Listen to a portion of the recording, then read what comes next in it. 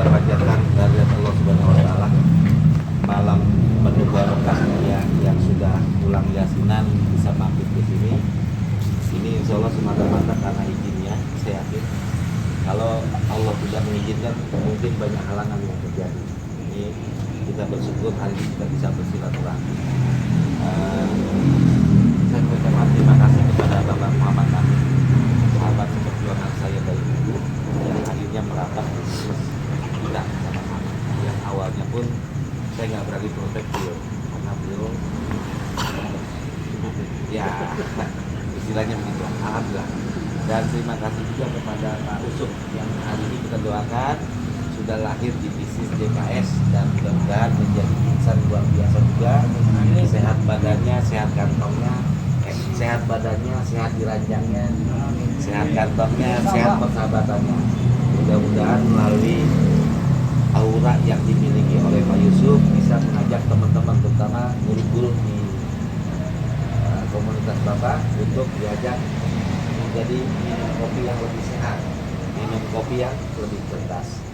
Dan saya mengucapkan terima kasih kepada tim Bang Ipai, tim Bang Jaki, teman-teman semuanya yang sudah berkenan hadir.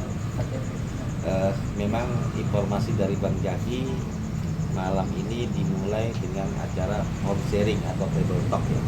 Saya juga nggak ngerti nih maksudnya Bang Jaki mengundang saya, mengundang kita. Tapi saya paham semuanya yang hadir di sini pengen sukses. Ya kan? Apapun alasannya, apapun omongannya mau ngalur gitu, intinya kita pengen sukses. Nah, sukses itu iya, itu doang kan. Mau ngomong ke sana ke sini, pokoknya gue pengen sukses aja gitu kan. Nah, sama seperti halnya saya di awal merintis bisnis ini, kekhawatiran ada, keraguan ada. Kenapa? Pada saat saya memulai belum banyak kesaksian, ya kan? Baik secara prestasi maupun secara manfaat produk. Saya kan bergabung Agustus, tanggal 8 Agustus besok nih 2024, saya kita 3 tahun bergabung, ulang tahun gabungnya saya gitu. Karena saya diajak dari Januari, Februari, saya nggak pernah mau. Walaupun saya sudah didaftarkan sama Pak Yaya, saya sudah didaftarkan karena Pak Yaya sahabat saya, dia punya data saya. Bro, lu udah daftarin, ya daftarin aja. Tapi saya nggak ada niat kerjain di awal-awal gitu. Nah, itulah. Saya bergabung di bisnis ini tanggal 8 Agustus. Makanya Bang Ipai, Bang Jaki, ketika kita mendapati orang baru, ajarkan pertama, saya diajarkan perkenalkan nama, latar belakang, awal diperkenalkan PT JKS oleh siapa, ya kan? Kemudian mengapa bergabung, kan punya alasan, ya kan? Yang akhirnya bergabung pada tanggal sekian. Ini suatu saat akan menjadi cerita manis. Percaya bukan? Perkenalkan nama saya Robani, saya diperkenalkan bisnis ini oleh Pak Yaya Heriaki. Awalnya saya nggak percaya, awalnya saya nggak yakin, tapi orang yang mengajak saya terus ngajak. Kalau Bapak dibicarakan sama Donlen, dihargai oleh Donlen sebagai orang yang melahirkan, terus kemudian dia sukses Bapak sendiri. Makanya kuncinya di sini berterima kasihlah kepada orang yang mengajak kita. Ya, nama perkenalkan. Jadi setiap bicara usahakan nih Bang Ipai, saya diajarin dulu Bang Amin gitu, ditulisin. Nama, perkenalkan nama saya, latar belakang, awal diperkenalkan. Rata-rata kan awal diperkenalkan negatif dulu. Nggak ada yang langsung positif, pasti negatif dulu. Kopi apa nih mahal banget? Gue biasa ngopi 2.000, ini kopi setengah saat 30, mah negatif kan? Kamu mau naik 2.000. Nah, seperti itu. Jadi pasti punya alasan, ya kan? Nggak serta-merta Bang Jaki ngajak atau Bapak diajak sama yang ngajak itu langsung positif. Berpikir dulu kan. Jadi perkenalkan nama saya, latar belakang saya. Latar belakang menjadi profesi yang menjadi suatu saat menjadi kebanggaan. Saya terapis, saya tukang urut. Sedih kalau diceritain, tapi itu latar belakang. Itu kan latar belakang. Jangan dilihat lagi latar belakang karena sedang kita menatap ke depan. Latar belakang saya awal diperkenalkan bisnis ini oleh siapa? Hargai orang yang mengajak kita. Karena ada benang merah ada di situ, Pak. Ini bisnis podcast ini sakral. Kita merasa hebat, wah apa yang gue yang ngajak mah, oh ya nggak ngerti internet, bisa kita begitu aja udah benang merah kita udah khusus, hargai aja dia. terima kasih yang lain, terima kasih. Itu aja. Insya Allah nih jalan kita lurus, ya kan? Yang saya diperkenalkan oleh mengapa saya bergabung, ya kan? Kita harus punya alasan. Pertama, saya ingin coba produknya. Daripada saya beli sebuah, saya beli satu paket drone. Itu awal cerita suatu saat. Ya, kalau suatu saat Bapak upgrade ke platinum itu urusan lain. Terus, apa yang memotivasi saya bergabung? Ya kan? Kita harus tahu Pak latar belakang yang memotivasi. Sehingga akhirnya Bapak itu ini bisa datang ke sini kan? Karena sudah terdaftar, ada motivasi. Nah, nanti hal-hal motivasi itu nanti akan dibuka untuk dituntaskan. Contohnya gini, nama saya Romani, latar belakang saya grafis, awal dimurahkan bisnis oleh sahabat saya Pak Yan. Awalnya saya tidak percaya, awalnya saya negatif, tapi Pak Yan terus ngajak saya, dan suatu ketika saya terkena musibah masalah keuangan ekonomi keluarga, di mana motor saya mau ditarik bis. Itu kan cerita sampai hari. Dari awal saya bergabung itu saya ceritain. Ya, orang yang ceritakan menjadi dewa penolong kan. Senang nggak Pak Yan saya ceritain gitu? Ketika dia senang, insya Allah saya lebih mudah. Ya kan? Yang pada akhirnya saya bergabung karena faktor ekonomi keluarga. Yang memotivasi saya apa? Bagaimana saya bisa menyelamatkan motor saya waktu itu? Karena motivasi Pak. Selanjutnya kan motivasi itu berkembang. Yang nggak kepikiran punya mobil, sekarang punya mobil. Dulu nggak berani mimpi mobil waktu di awal-awal. Yang penting saya punya bonus sehari 100.000 aja. Kan berkembang Pak. Nah insya Allah teman-teman seiring setiap home sharing, ingatkan, walaupun dia sudah berkali-kali bicara, perkenalkan nama saya, itu melatih Pak. Karena suatu saat keajaiban akan terjadi, kita nggak tahu. Bapak akan naik panggung kehormatan. Kalau nggak dilatih dari sekarang, macam-macam mau. Percayalah, kita akan sukses di sini. Percaya. Karena apa? Ini perusahaan baru mulai. Produk diterima oleh masyarakat. Konsep bisnisnya sangat simpel. Ini beliau sudah mempelajari. Simpel Pak. Alhamdulillah teman-teman berkumpul di sini. Ini kita mudah-mudahan berawal dari berapa orang nih? Anggaplah saya itu sekitar 15-16 orang ya. Mudah-mudahan minggu depan bisa 30 orang. Ya kalau masing-masing bawa 2 orang. 2 minggu Pak? Ya 2 minggu sekali. Oke. Kita targetin bagaimana akhir tahun ini minimum yang hari ini sudah ada prestasi. Minimum motor. Itu harapan. Nah sekarang untuk trik-triknya, alhamdulillah abang saya Bang Muhammad Amin ini bisa membuka pola pikir kita semua. Kalau teman-teman sudah tahu saya Romani, yaitu hasilnya 3 tahun. Yang terakhir saya beli ini, doakan saya juga. Saya minta doanya teman-teman. Saya tinggal kurang lebih 18% lagi untuk tembus di lot yang 500 juta. Amin. Saya akan membeli sebidang tanah. Saya tidak mau mewah-mewah. Saya belajar dari pengalaman Mahabita dahulu, punya mobil mewah, rumah mewah, ya kan? Tapi kan kita harus memikirkan jangka panjang anak dan cucu. Hidup itu sebab akibat Bapak. Jadi nanti kalau mau sukses, saya pesan tidak usah hura-hura. Ya kalau pengen punya mobil yang penting ada mobilnya aja. Tapi bagaimana kita bisa berinvestasi ke depan? Paham ya maksud saya? Jadi mudah-mudahan teman-teman tambah yakin. Saya bicara begini, saya bukan orang hebat. Amin.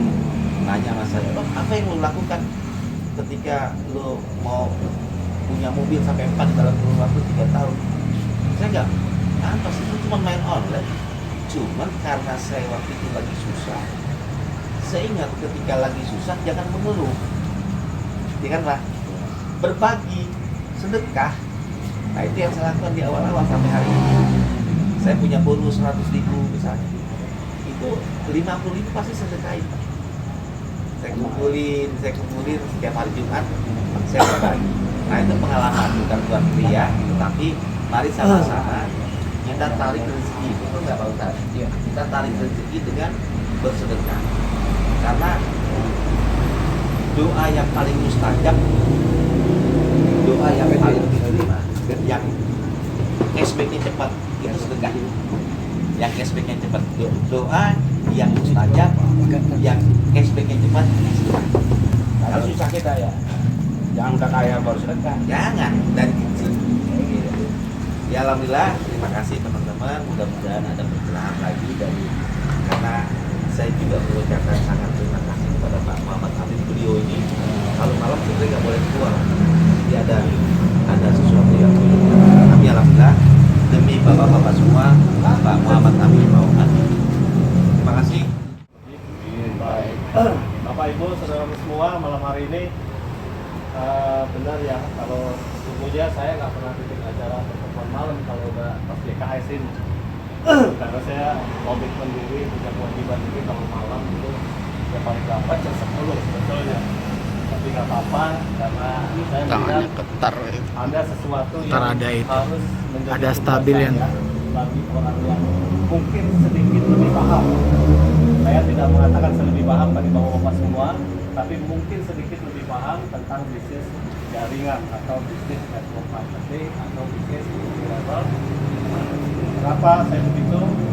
Karena saya kenal usaha ini ya dari tahun 96 ya, 96, dan saya adalah orang yang punya, entah kenapa ini baik atau tidak, ketika tak buat sesuatu saya orangnya penasaran ya, penasaran karena saya sadar hukumnya bahwa orang mau sukses harus pakai apa? Orang mau usaha, mau sukses harus pakai ilmu. Betul tidak? betul. Jangan lakukan usaha kalau nggak punya ilmu. Kenapa? Surveinya ada, 90% pasti gagal kalau nggak pakai ilmu. Betul nggak? Nggak usah usaha JKS dah, usaha ini nih. Ini kalau nggak pakai ilmu, jangan bilang nggak ada ilmunya nih. Pasti ada ilmunya. Semua usaha, semua pekerjaan harus ada ilmu. Kita punya datang dari latar belakang masing-masing gitu kan. Apapun pekerjaan kita di luar JKS itu pasti pakai ilmu. Betul. Apalagi Pak Guru nggak mungkin gitu kan. Ya, harus ada ilmunya.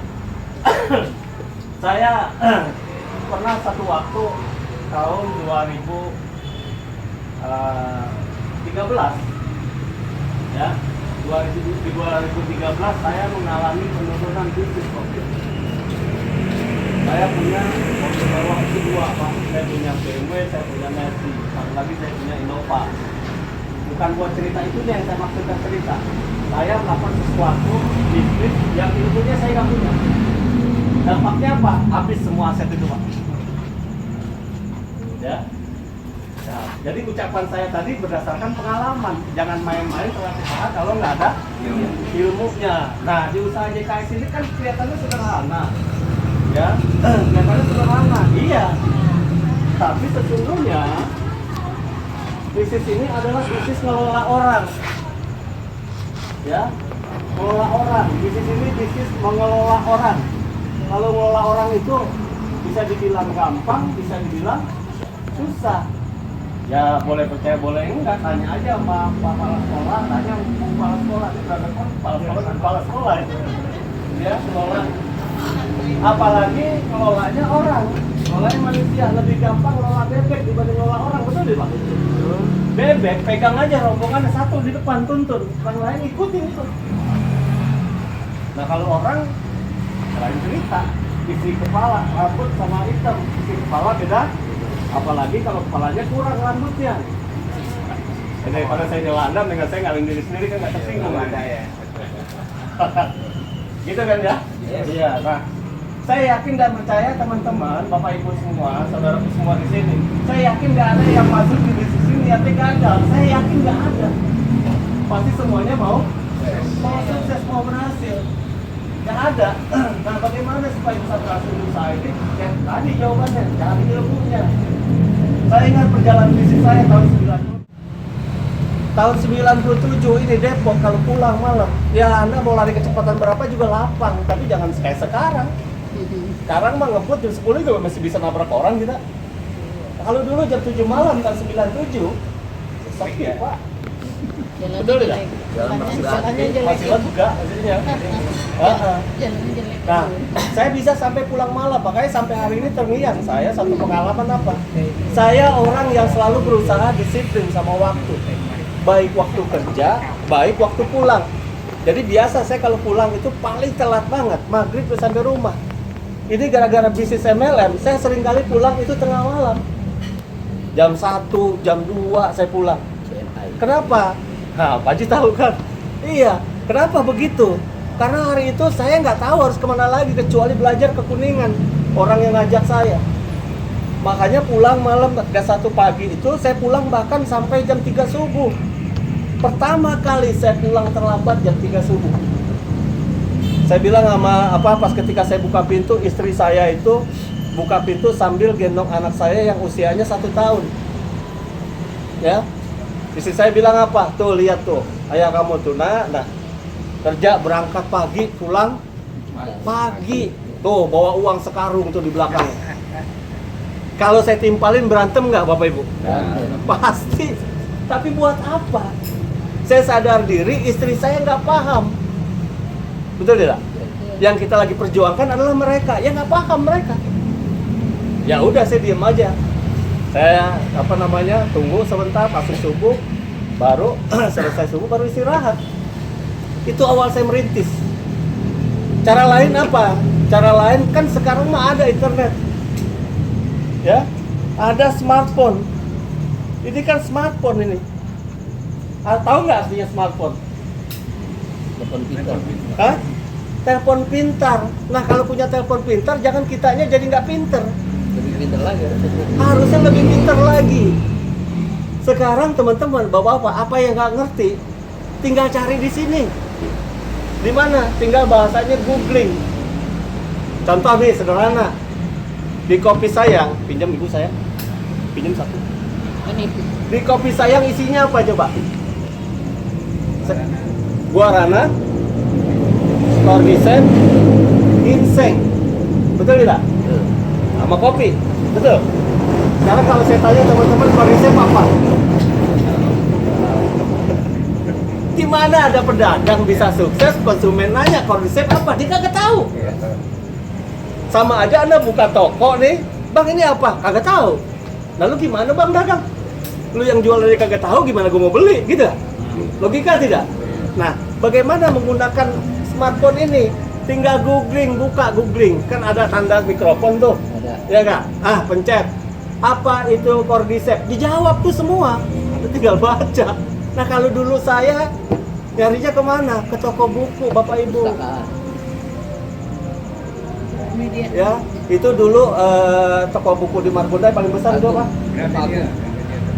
Bukan, ada Gramedia, udah ada itu. Iya benar. Iya. Saya itu sering nongkrong di situ, Pak. Bukan buat beli buku, cuma sekedar buat baca. Karena saking pengen tahu MLM itu apa sih gitu. MLM itu apa sih? Dulu sejarahnya MLM kayak apa sih? Saya sampai begitu, Pak.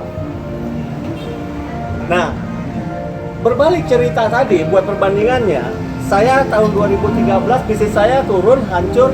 Daripada saya stres mikirin, saya perlu pengalihan. Kalau orang kan perlu pengalihan. Ada orang kaya banget perlu pengalihan, ada orang kusut banget hidupnya secara ekonomi perlu pengalihan. Iya nggak? Nah, daripada saya stres mikirin itu, saya perlu pengalihan. Apa pengalihannya? Ada kawan saya punya hobi mancing, saya ngikut. Ternyata mancing juga butuh ilmu. Coba Anda nggak pernah mancing, seharian nggak bakalan dapet. Kan 2 jaringan, 2 jalur atau 2 grup, itu namanya binari. Ya. Kalau 3 namanya trinari. Kalau lebih dari 3 namanya multinari. Atau ada orang bilang matahari. Itu jaringan, Pak. Ya. Berbanding usaha konvensional kayak gimana? Contoh, Indomart. Itu jaringan bukan? Jaringan. Dia beli nggak hak jualnya? Beli. Ya, bahasanya franchising. Nah, itu ilmunya tuh. Ya. Nah, kita juga sama aja kayak buka warung, buka Alfamart. Saya sendiri buka warung nih. Berikutnya namanya Haji Marwi. Omsetnya beliau jadi omset saya tidak? Iya. Saya ajak lagi Pak Haji Ruslan. Ruslan. Betul ya? Omset beliau, omset saya bukan? Iya. Dalam artian apa? Saya nggak ngambil hak dia, tapi secara gabungan omsetnya beliau jadi omset saya. Kenapa? Karena saya yang ngajak Pak Haji Marwi sama Pak Haji Ruslan. Paham ya teman-teman? Nah, binari itu paling sederhana sebetulnya, cuma ngajak orang dua. Sekarang coba kita ngaca diri masing-masing. Ada nggak di sini yang usianya 30? Hah? Kali 2, kali 3. Kali 2, kali 3. Punya. Itu aja mulainya di situ. Jangan kita ngerancang sesuatu atau merencanakan kita mau prospek orang yang rumit-rumit. Masuk enggak, kita jatuh mental. Iya. Kan di MLM mah unik. Kalau kita dagang yang lain, orang nggak beli 1000-an aja, ngambek nggak kita?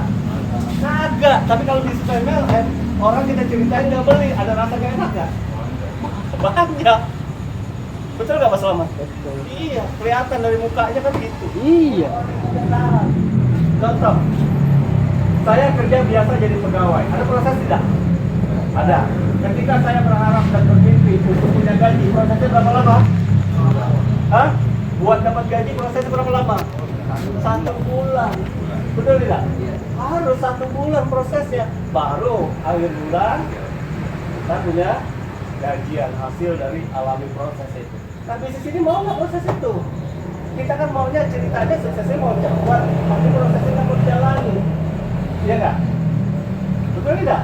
Nah prosesnya kayak gimana? Kayak gini nih, ngedengerin orang, ngedengerin orang kan capek, ngantuk. Kalau yang ngomong mah nggak bakal ngantuk. Yang namanya orang ngomong ada ngantuk. Iya. Ngedengerin itu jauh lebih ngantuk gitu kan ya? Iya, setan kan emang kerja gitu maksudnya. Kenapa? Setan masuk nggak bisa, kalau nggak bisa lewat mata dia masuk ke ngantuk, tidur. Ya emang begitu, sama aja kayak kita ngaji. Dengerin hal-hal yang baik pasti lebih berat dibanding dengerin obrolan tentang gosip, betul nggak? Ya. Iya pasti, itulah hukumnya. Ya, nah di sini gimana prosesnya? Pertama, orang mau berbisnis harus punya modal. Ada nggak bisnis nggak ada modalnya? Saya mau tanya sama bapak ibu nih. Ada tambal ban aja berubah. Hah? Kayak tukang tambal ban aja. Nggak tambal ban, nggak pakai modal. Nah kompresornya minta. Modalnya banyak. Wah, tambal ban lebih mahal lagi. Gua nggak mereka pakai modal ya. Nenek pakai modal, iya nggak? Hah? Bikin kecerakan dulu ya. Mohon maaf, banci aja pakai modal. Hah? Pastilah ada modalnya. Ada.